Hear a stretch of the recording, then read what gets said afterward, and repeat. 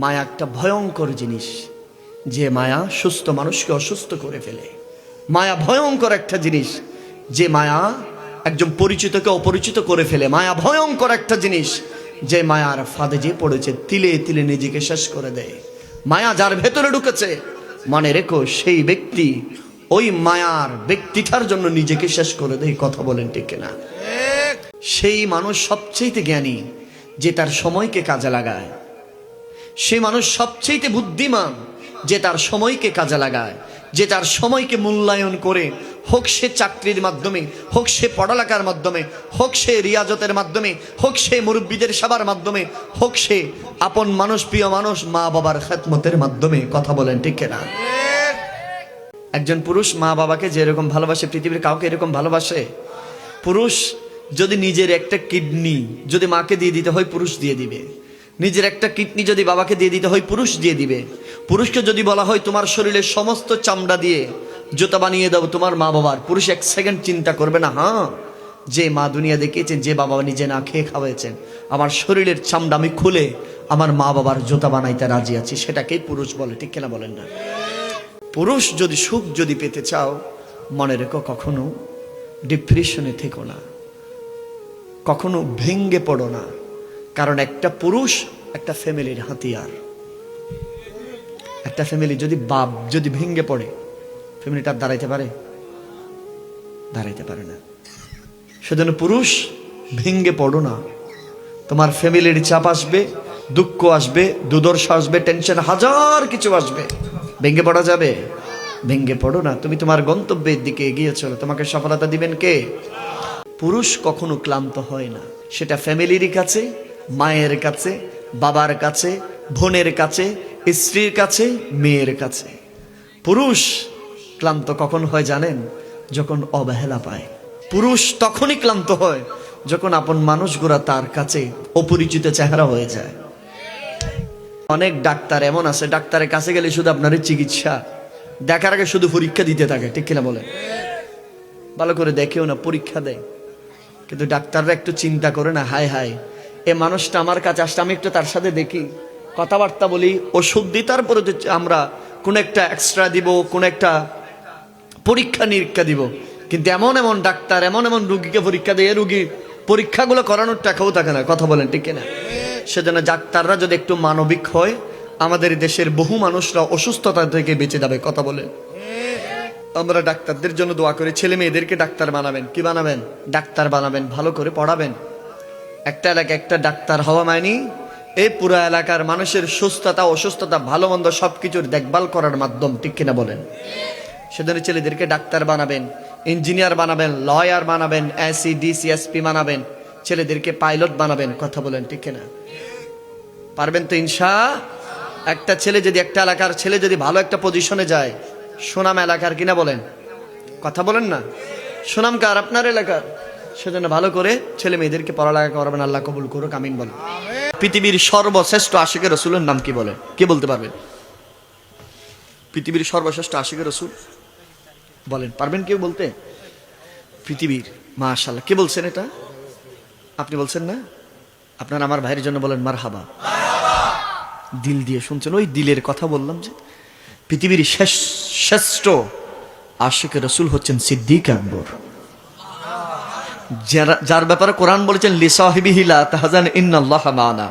যার ব্যাপারে আমার নবী বলছেন আবু বকরিন ওয়াজির ওয়া কায়েদু ফি উম্মতি মিন বাদি। যার ব্যাপারে আমার নবী বলছেন আফজালুন নাস বাদাল আম্বিয়া। যার ব্যাপারে ফারুক আজম বলেছেন, ফারুক আজম জলিলুল কদর সাহাবী, অর্ধ জাহানের শাসক, তিনি বলছেন আবু বকর সাইয়্যিদুনা ওয়া খায়রুনা ওয়া আহাব্বুনা ইলা রাসূলুল্লাহি সাল্লাল্লাহু আলাইহি ওয়াসাল্লাম। জোরে বলেন সুবহানাল্লাহ। মক্কার জমিনে মানুষ বহু আছে না? কথা বলেন না? মক্কার জমিনের সর্বশ্রেষ্ঠ জ্ঞানী ছিলেন আবুল হেকম। নাম কি বললাম? আবুল হেকম। ওনার নাম কি আগে কখনো শুনেছেন? শুনেছেন।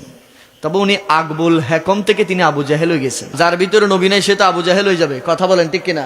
কিন্তু আবু জাহেলের নাম কি আবু জাহেল ছিল? কথা বলেন। এর নাম ছিল আবুল হেকম। আবু জাহেল কেমনে হয়ে গেছে? মেরাজের রাতে আমার নবীজি যখন এসে সকালবেলা মক্কার চত্বরে হাতিমে যখন বলছিলেন এই শোনো, আল্লাহ আমাকে মেরাজ দান করেছেন। কেমন মেরাজ ছিল? আমার নবীজি পড়ছেন সুবহানাল্লাযী আসরা বিআবদিহি লাইলাম মিনাল মাসজিদিল হারাম ইলাল মাসজিদিল আকসা আল্লাযী বারাকনা হাওলাহু লিনুরিয়াহু মিন আয়াতিনা ইন্নাহু হুয়াস সামিউল বাসীর। আল্লাহ আমাকে রাতের কিছু সময়ের ভেতরে আরশ, কুরসি, লৌহ কলম, চাঁদ, সিতারা, প্রথম, দ্বিতীয়, তৃতীয়, চতুর্থ, পঞ্চম, ষষ্ঠ, সপ্তম আসমান, জান্নাত, জাহান্নাম, এখান থেকে ওই ফিলিস্তিনের বাইতুল মুকাদ্দাস সব কিছু পরিভ্রমণ করিয়েছেন রাতের কিছু অংশের ভিতরে।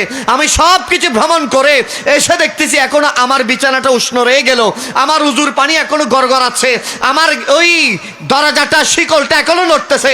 এই সেকেন্ডের ভিতর আল্লাহ আমাকে সব পরিভ্রমণ করিয়ে দিয়েছেন। জোরে বলেন সুবহানাল্লাহ। আবুল হেকম যে সে বলতেছেন, আল্লাহ কেমনে এটা সম্ভব? এখান থেকে 1 মাসের রাস্তা, ফিলিস্তিনের বাইতুল মুকাদ্দাস, সবকিছু নাকি মুহাম্মদকে সবকিছু করাই ফেলছে।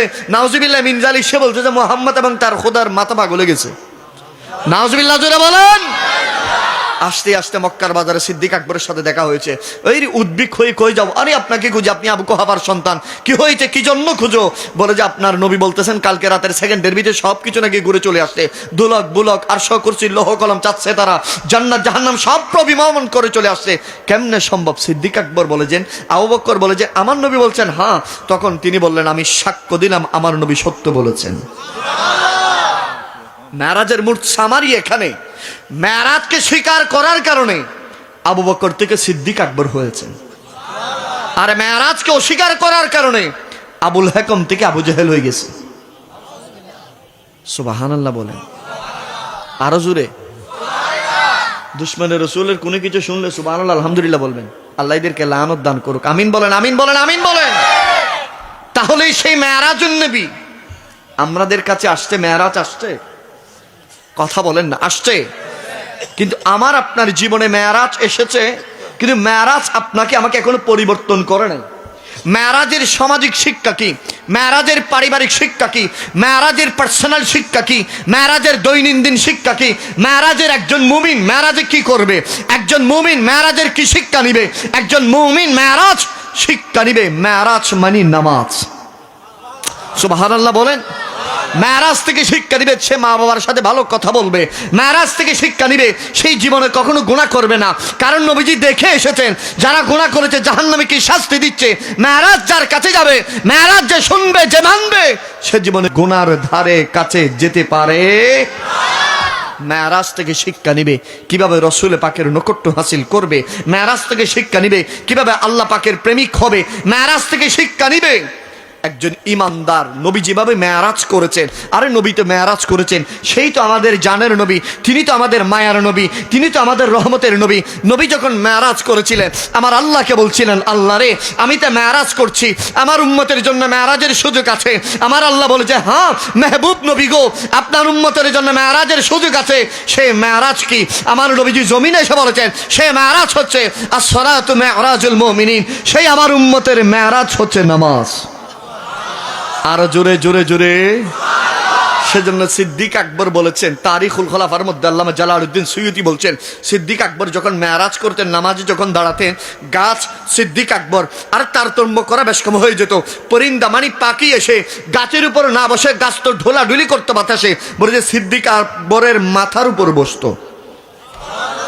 সুবহানাল্লাহ বলেন। তিনি এইভাবে একনিষ্ঠ হয়ে মানুষে এমনভাবে দিল নিয়ে নামাজ পড়তেন, খেলাধুলা ছাড়া একনিষ্ঠ দিল নিয়ে নামাজ পড়তেন। মনে হতো যে একটা দাঁড়িয়ে আছে, মনে হয় একটা গাছ, যেটা নড়া নাই চড়া নাই কোনো কিছু নাই। সিদ্দিক আকবরকে জিজ্ঞেস করা হয়েছিল আপনি একনিষ্ঠভাবে নামাজ কেমনে পড়েন? সিদ্দিক আকবর বলেছিল, হায় হায় আমার নবী তো আরশ, কুরসি, গ্রহ, সূর্য, নক্ষত্র সব ব্যাত করে আল্লাহর সাথে মেরাজ করেছেন। আমি সিদ্দিক আকবর জমিন থেকে মেরাজ করছি। তবে হ্যাঁ, সেই মেরাজ জমিনে তারা করবে যাদের দিলের ভিতরে ইশকে রাসূল আছে। আরো জোরে বলেন। জমিনের মেরাজ কাদের জন্য? তাদের জন্য, এটা খুব গুরুত্বপূর্ণ পয়েন্ট। জমিনের মেরাজ তাদের জন্য যাদের দিলের ভিতরে রসুল পাকের মোহাব্বত আছে। জমিনের মেরাজ তাদের জন্য যাদের দিলের ভিতরে ইশকে রাসূল, তাজিমে মুস্তাফা, আজমতে মুস্তাফা, খিলকতে মুস্তাফা, রিফাতে মুস্তাফা, শামাইলে মুস্তাফা আছে। কথা বলেন ঠিক না? দিলের ভিতরে ইশকে রাসূল আছে। সেজন্য তো ইমাম হুসাইন কারবালার প্রান্তরে মেরাজ করছিলেন, সির চলে গেছে, ধার থেকে সার আলাদা হয়ে গেছে। ইমাম হুসাইন কি কষ্ট পেয়েছেন? না না না না। ইমাম হুসাইনের চোখের পর্দা আল্লাহ তুলে নিয়েছেন, মুস্তাফা নবীকে দেখেছেন। সুবহানাল্লাহ বলে। দিলের ভিতরে আশকে রাসূল ছিল, সেজন্য মেরাজ করছিলেন। ফারুক আজমকে সেই যারা মুনাফিকদের সরদারদের ভিতরে ছিল, তারা ফারুক আজমকে নামাজে শহীদ করেছেন। কথা বলেন ঠিক কিনা?